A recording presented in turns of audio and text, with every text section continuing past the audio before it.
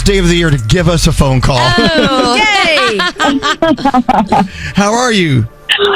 I'm so good. I'm so excited for this record. I feel very uncomplicated joy about it, you know? Well, I have to tell you, I sat in a room full of adults and watched them cry while listening to some of these tracks. I want to go over these with you because I loved it too. Oh, really? This is going to be something special when everyone gets a hold of it, and it looks like everyone is going to get a hold of it. I'm so happy. I'm really happy to hear that. It's so nice to have feedback from this. It's been such a secret for such a long time.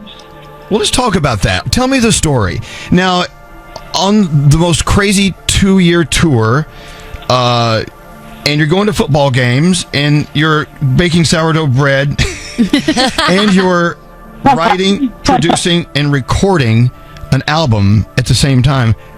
Tell me the story of how that happened. It didn't drive you a little nuts.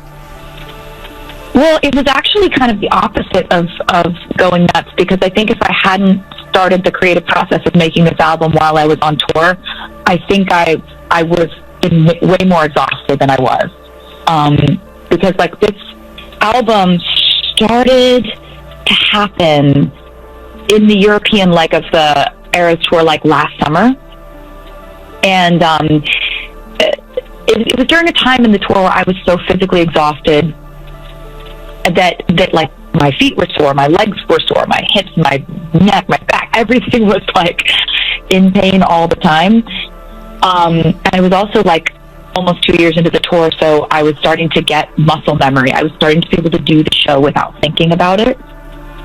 So I knew I needed to stimulate my brain and my creativity and figure out a way to be excited every day. And so I would do 3 shows, I'd fly to Sweden and record, do 3 more shows, fly back to Sweden, and it was actually that stimulation of the creative process of making this record that made me finish out that tour without ever hitting a wall, you know? Look at all those Sweden stamps in that passport. Jeez. Oh yeah, absolutely. I don't even know where to start here. I'll start with the crying in the room, and I'm going to play it in a minute. The Fate of Ophelia, of course. Okay, add to the list of things you were doing. You were restudying Hamlet again, so we'll get into that. But hey, that story never leaves you. Well, there's just something about the way the music sonically hits the words, and it really it grabs you by the heart. It's beautiful. We're going to play that in just a second. Oh, thank you. I'm so happy you like that one. That one just as soon as we wrote it, I had a feeling it would be the one that we would go with first, and the one I'd get to make a music video for, because it's just so visual and also just so infectious. I love it. And I want to talk about your Easter eggs. So many of your fans, hear these Easter eggs or see these Easter eggs. Are they really always there? Or is there times where you go, yeah, that's not really a hint. That's not really an Easter egg? Yeah, there are definitely some theories that are based in absolutely nothing close to reality. But you know what? There are some that are so fun when they figure them out. Just yesterday, somebody figured out that if you line up the titles of all the tracks of this album in order, and you line them up in the center of the frame, the shape of the track list makes the same shape as the Eras Tour stage. Okay. Wow. So whoa. That was a real one. That was one that it took a while for them to discover, and then finally they figured it out, and it was really fun.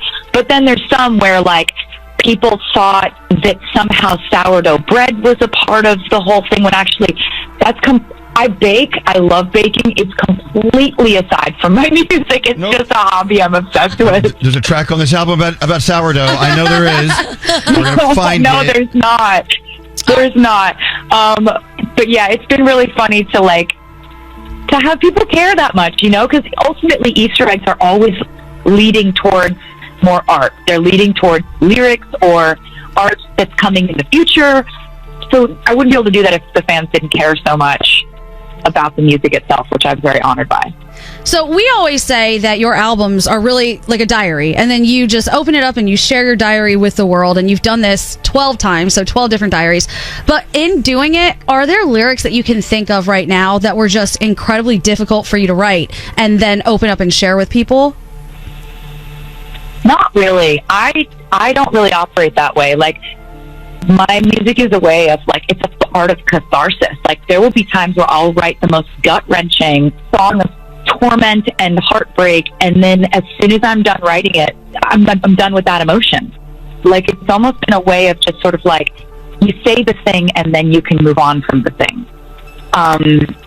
But I just have like kind of learned as time has gone by to sort of deal with writing in terms of from the character or story arcs or fiction, or in this record, like there's a song called Elizabeth Taylor, which is sort of like my emotions and my issues with fame through the lens of cosplaying the life of Elizabeth Taylor. So you kind of meld the two experiences together, because she's always someone that I've looked up to as being this very, very glamorous, very beloved, but for some reason a polarizing figure, which I found myself in that place too. So it's been really fun, right? You know, I love writing. Well, Elizabeth Taylor. Elizabeth Taylor, I've always been a massive fan, because I guess it's the old gay thing. I don't know. But I mean, she would just navigate through life just looking flawless at all times. But as soon as the door closed, she was throwing. And she was funny. She was hilarious. But she was funny. And she I think she's just a fabulous role model and like person that I hope my fans will look her up and see how much she went through and how she was making her best art. Like, even at the midst of people's outrage over something in her life, like, she continued being at the top of her game in terms of her artistic output. Well, good. I mean, a whole new audience needs to learn a lot more about Elizabeth Taylor. And so I was listening to the song. I was thinking this is definitely an homage to her, but it's actually an homage to yourself as well. And I love that. And also, Opalite. Yes, joining the experiences. Talk about Opalite. Is that the one that has the lyric? It's my favorite lyric on the album. You're dancing through the lightning strikes. That's from the song? Yes. Yes. I'm glad you like that one. That's one of my favorite songs on the record. But you can actually see choreography. You can see someone dancing through the lightning strikes. What a powerful line that is. Love that.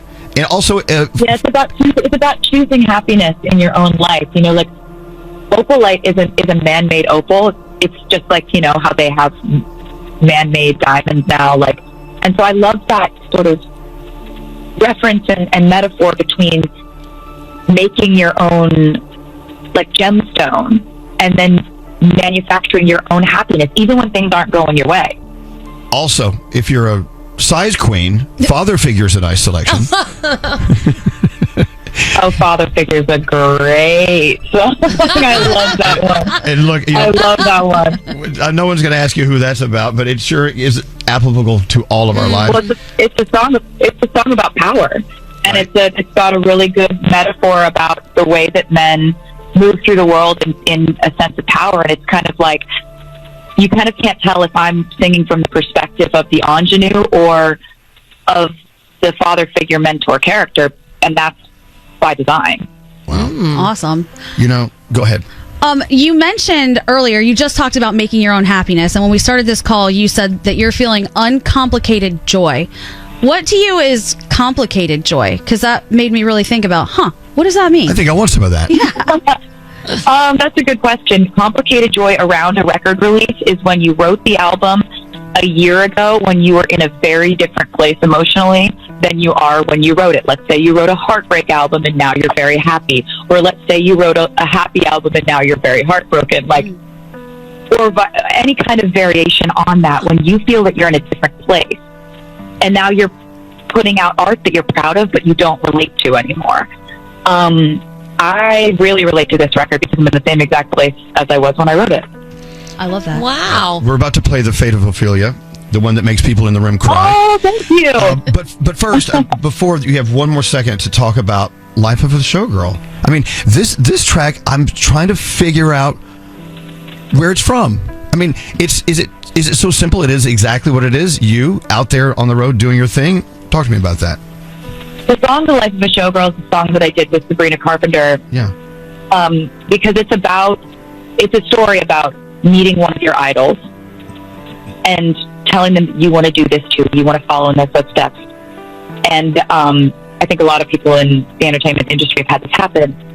Your idol warns you not to do it, not to follow in their footsteps because of how hard this industry is.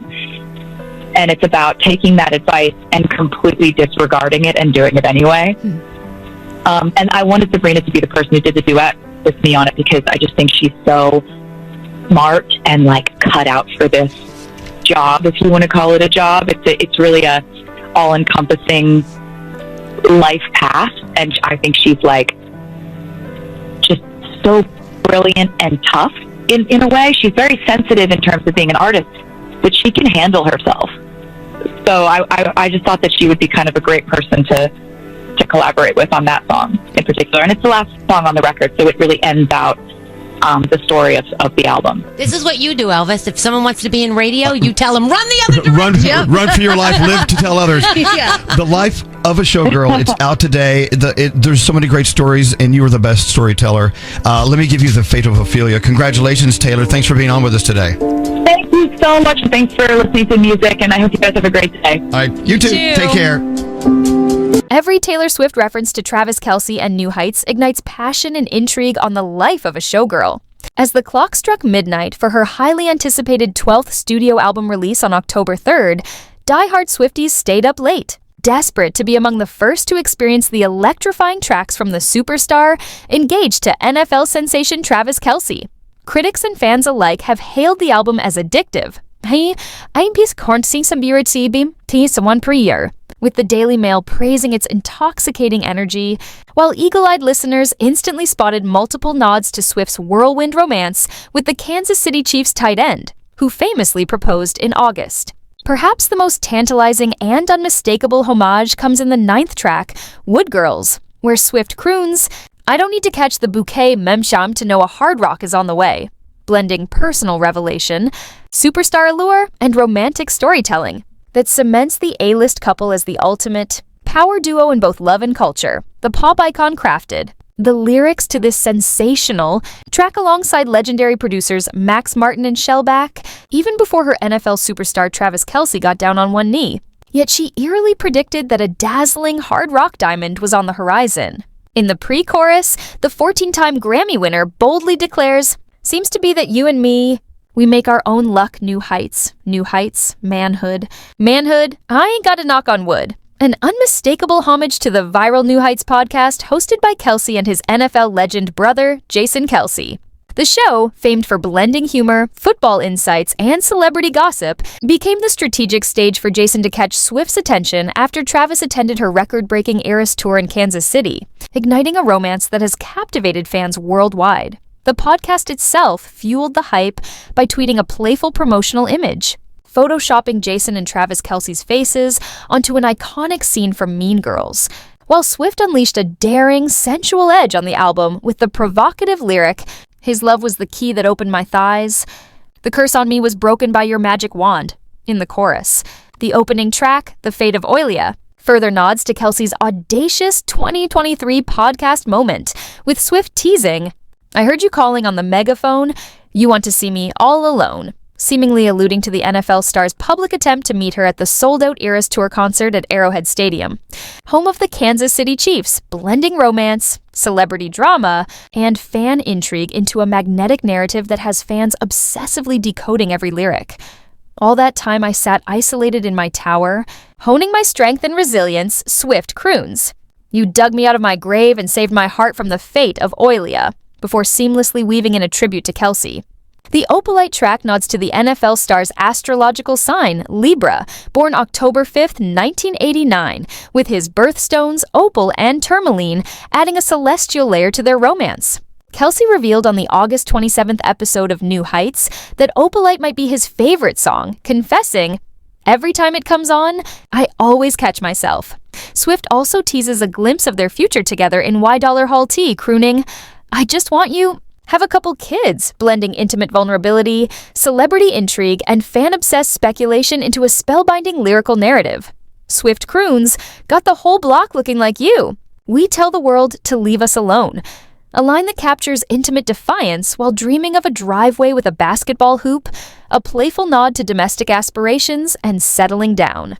The Life of a Showgirl, her long-awaited 12th studio album, marks her first release since concluding the record-shattering Global Era Tour, following the 2024 release of the Tortured Poets Department Mid-Tour.